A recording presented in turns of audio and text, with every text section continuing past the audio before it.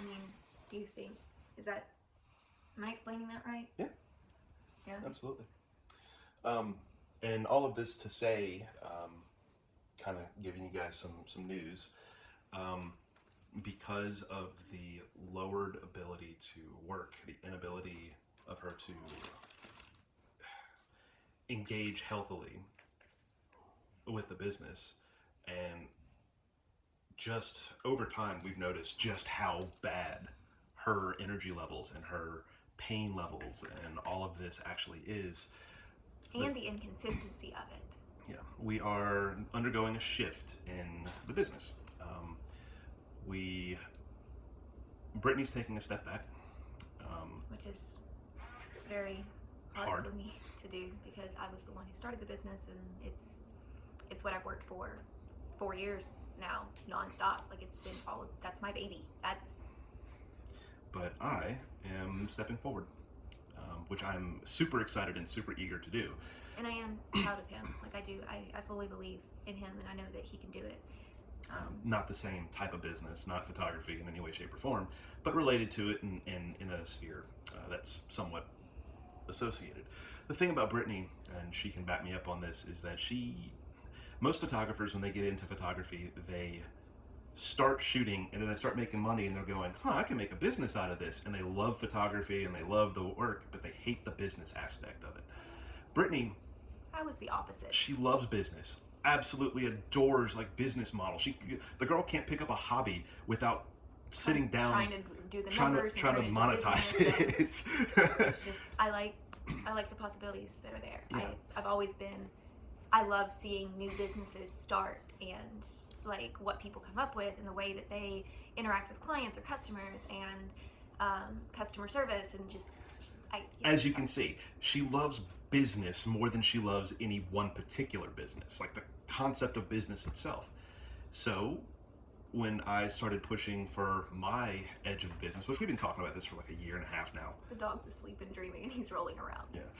We've been talking about this for about a year and a half now. I've been wanting to get involved, but our time has been so limited because we've been cancer. trying to run the photography side while also being diagnosed with cancer, and it's been... And everything's on her. I'm not a photographer. I'm not a business person.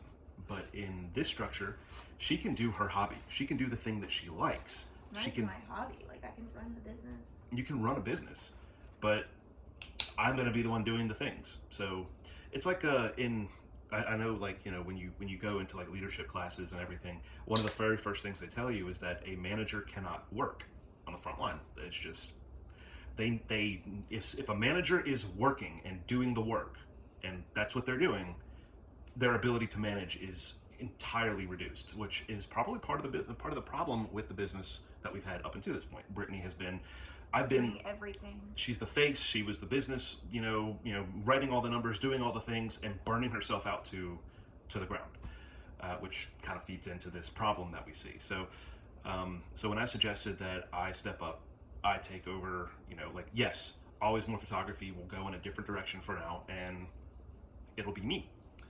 And she's like, I get to do the thing that I like. I get to run a business, but not actually be the business. And me, I get to work. I get to do the thing that I like to do. I like to actually, the thing that I'm doing in the business is what I love. So... Which, we can't actually tell them what you're doing, because by the time we post this video, it's going to be... Oh, so I would just say that I'm blogging for other businesess. Yeah, okay, there, done. So, to fill everybody in, because apparently we need to know, I can talk about it now. I'm a writer. I have a degree in English. I love writing. I've taught writing. It's just what I do. So one of the things that I did for Brittany and loved doing was her blogs and SEO and all that stuff. And he's amazing at it. Like, I gave it up to him reluctantly because he was a writer at the very beginning, and I couldn't blog and edit. I needed to be editing, and so it turned into one of those things where I had to let something go, and blogging was the thing that was writing, and so he didn't really have to learn anything. He just had to go back, read some of my other blogs, and say, okay, this is how she talks, this is how she writes, this is, what she says about the clients and the experience. All right, I was there at the session with her, taking behind the scenes, and so I could write. He just writes. I could do the blog as though I was her, and it was easy. It was easy cheesy, and it never. our clients and potential customers looking at our website never even noticed that there was a different writer, because he literally was able, through all of his extensive training, was able to literally take over my voice and write in my voice and do it better than I could, because I'm not a writer and I hate writing. And faster. Oh my gosh. That's the thing. It would take me all day. It would take me all day to write a blog, and he could have the blog done in 30 minutes. And by 30 minutes, I mean like actually cranked out, SEOified, which is our favorite word, not a word. Search engine optimization is what SEO is, and so we SEOify it. Which I've gotten really good at now. I'm throughout fairly good at SEO. Throughout the entire cancer journey, even when I shut down my website, essentially, would not update it, was not posting on social media, because we had blogs that he had written and were SEOified. We were still getting consistent inquiries, and all of those inquiries found us through Google. Every single one of them. They found us through just doing a search, and we were the ones to pop up. And we hadn't been doing, because we were blogging about boudoir, and we had not been offering boudoir services for very long before we started showing up consistently, and we were getting found you through Google, online. That was it.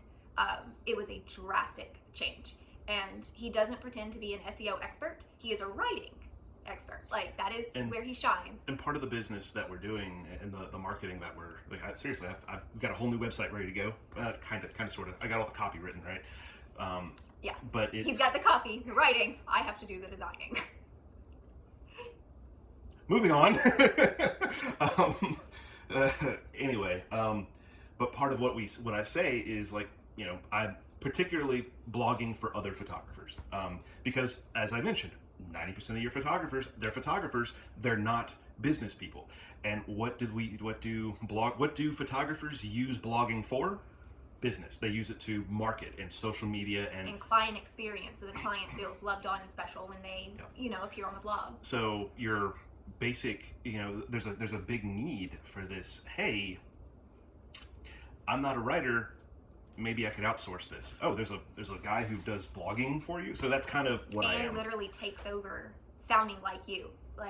We go through and, he goes through and does a consult call with all of the photographers and wedding vendors. We also work with wedding vendors now. And they literally tell us hey, this is what I want my blog to sound like. This is how I talk to my audience. This is the way that I want to, appear to potential clients. This is what's important to me. I never use this word. I always use this word. It sounds like they are writing it themselves, except they're not. They're giving all of it to Darren, and Darren is doing it for them, so that they can still have a consistent client experience, and an extremely good client experience that loves on their clients, that shows off their work to potential clients who land on their blog, and hopefully allows them to show up in search engines as well, because he offers SEO optimization. I guess that would be search engine optimization. Yeah, what I just said. Yeah, that's what you just said. He SEOifies everything. That word. It's the word we use a lot. Yep. He SEOifies everything, so that your chances of showing up on Google increase as you continue with our services. Yeah. And so he's really excited about it. I'm excited because you get to step back. I don't feel like the clients rely on me now. And that was something that was really hard for us, because let's be honest, I am not consistent because of the cancer. I am not able to be consistently showing up because I never know what my body is going to be able to do.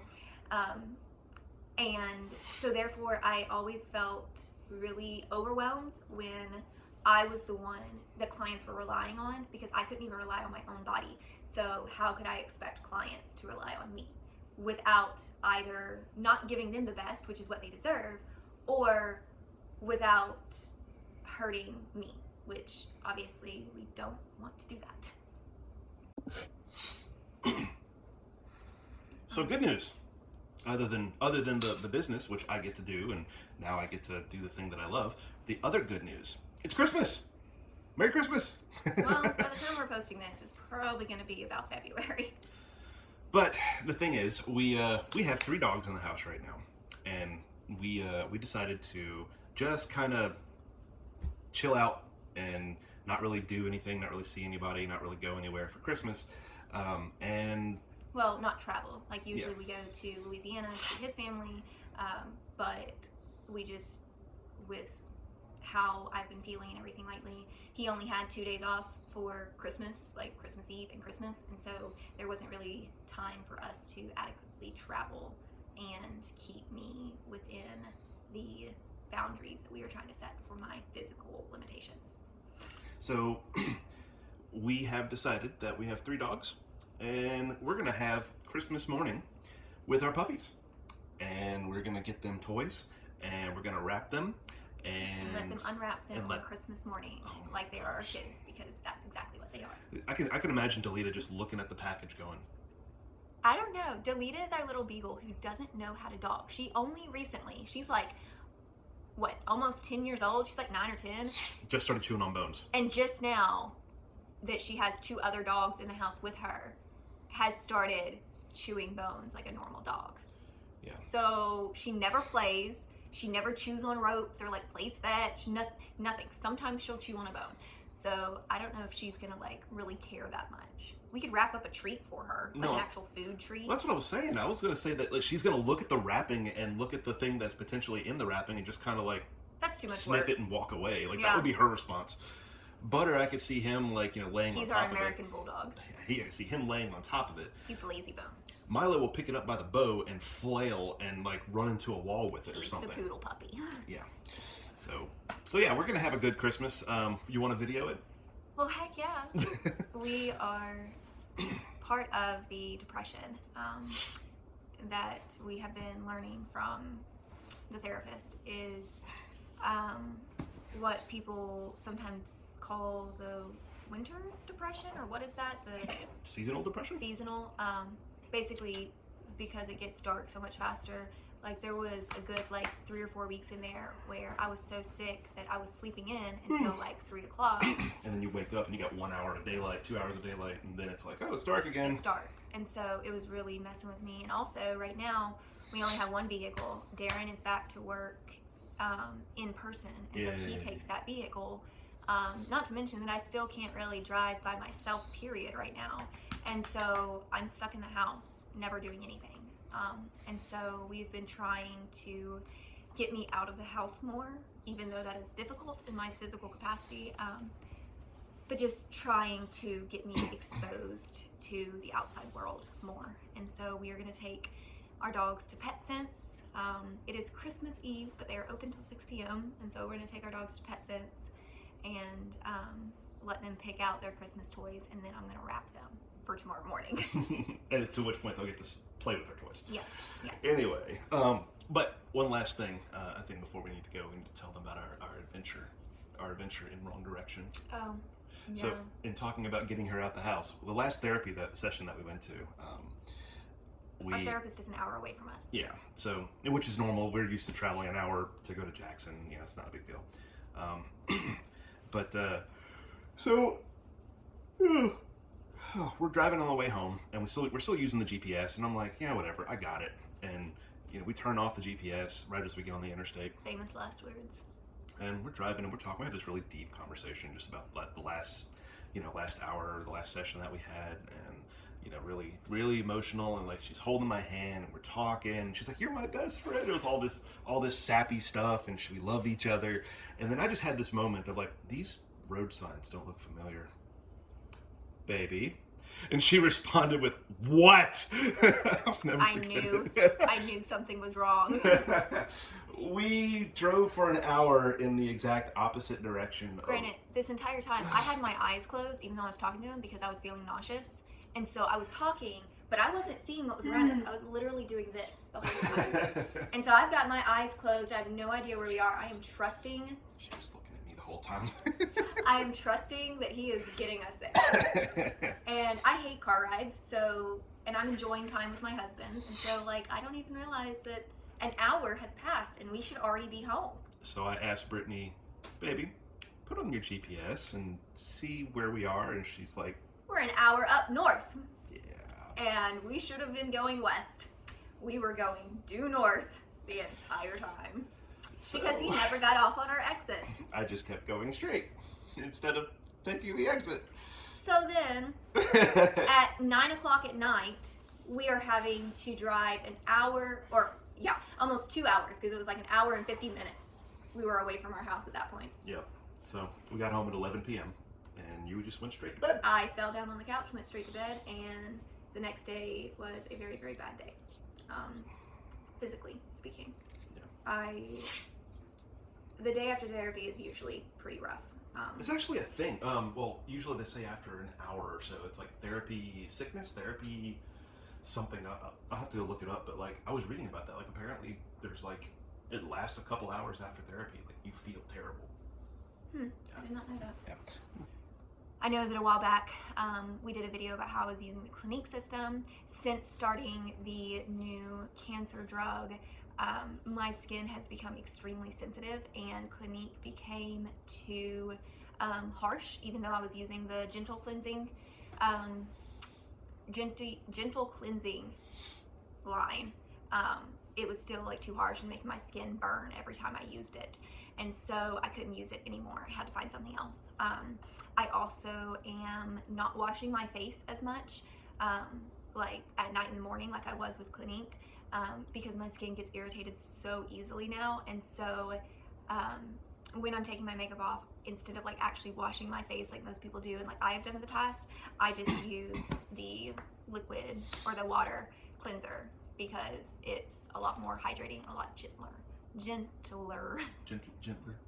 more gentle. I don't know, whatever. But yeah, so those are the two things that I was using in the video, in case y'all wanted to know, along with just cotton pads and cotton balls. And before we go, one last thing. Yes, there's no name for it, but apparently it's just very common when you're talking about painful emotional things, like an hour or a day, up to a day after, like, or a couple days after. Sometimes, like, you just feel terrible because you're talking about and dredging up all this old junk that's there. And that makes sense because of my fibromyalgia. Like, I've always responded to stress in a physical way. Yeah. And so the fact that I'm sick, like I was actually sick yesterday, like puking, horrible diarrhea, cramping. Which makes sense because fibromyalgia affects all your nerves, but it's triggered by emotional responses trigger nerve things, overreactive nerves, which then trigger physical responses in your body. Yeah. So yay, you're gonna get sick after therapy. Hopefully let's not speak that. Okay. Sorry, you're not gonna get sick next time. You're gonna be good. You're gonna do well. I hope so. All right. Ready to go to PetSense? I've got to do my makeup first, but here's to hoping that I can stick to vlogging like I'm supposed to. I'll keep you back. I'll keep you on it. Cheers. Merry Christmas. Merry Christmas. Now. What? You can't lay right there. Mama's trying to work. You can't. That's not how. I love that he wants to be so close to me. It's my happy poodle. It's my happy poodle. Say hi. This is Milo. Milo Monster. Schmilo Milo. Okay, seriously, dog, you gotta move now. Let's go. The other two just He's trying to be on the back of the couch. Like, he likes laying right here. All right, he's too big for it. I'll get him. Hold on.